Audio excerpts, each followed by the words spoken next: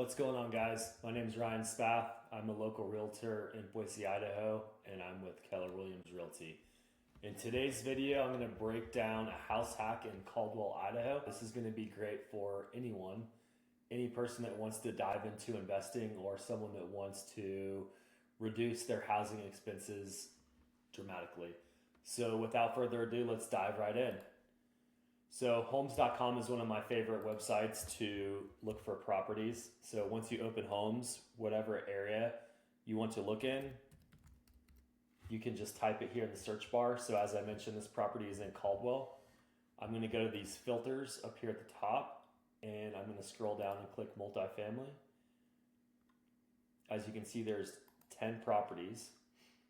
So when I scroll down, this one kind of catches my eye. This out of the way. You can see the address is 1307 East Ash Street. It's being listed for $375,000. It looks like it's a 1-1. It's about a block and a half away from the College of Idaho. And each bedroom or each unit is 660 square feet. It says this thing is move-in ready. It says the rear unit was completely remodeled in 2020 and the roof was placed in 2018. Okay, this is all great information to have.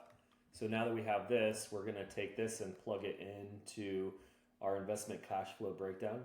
So we see the purchase price is $375,000. We're going to assume that we're going to use an FHA loan and only put 3.5% down on this property. So we're going to plug this in here.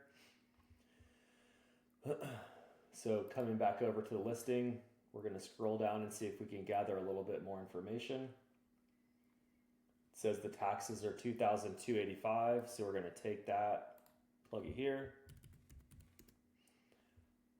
I know from working with clients in this area that the insurance is going to be around $1,000. We're going to estimate this a little higher. So let's see if we can get any of the rental information for the vacant unit. We're going to click on this.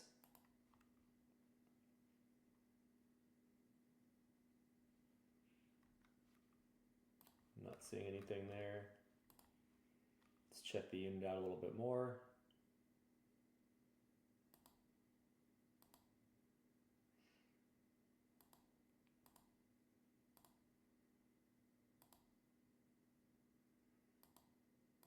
Looks pretty nice. Looks like they've updated the floors, new paint. There's your bedroom.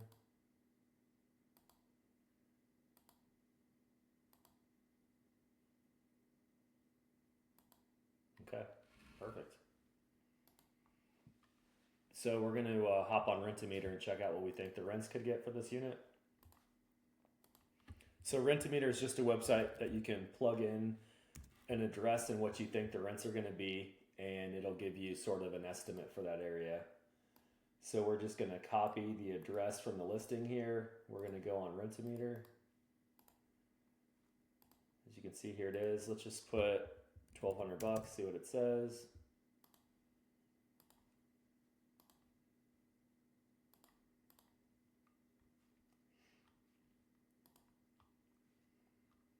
Okay, it says $1,200, maybe a little bit high.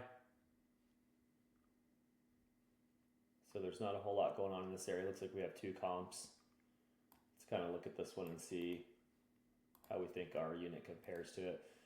So I'm just pulling the address and I'm going to pop on Zillow and I'm going to plug that address in here and see if I can find the expired rental listing and get an idea of what this property that rented for the higher amount compares to ours. So you can see, okay, so nothing really special. In my opinion, our property, the subject property, is a little nicer. This one has carpet, kind of a less updated kitchen, some older flooring, just pretty dated really. In this property, they got $1,095. So here's another one. They only got $700. So let's look at this guy.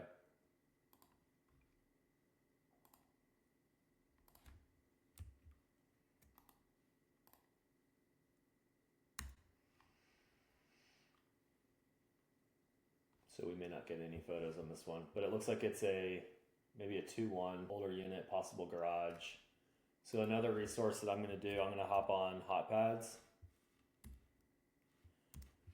and I'm going to plug in this zip code 83605 from the listing.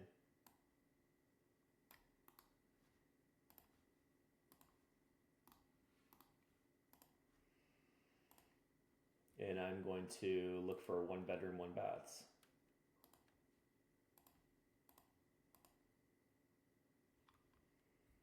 So when I do this, I see 1370, 1234,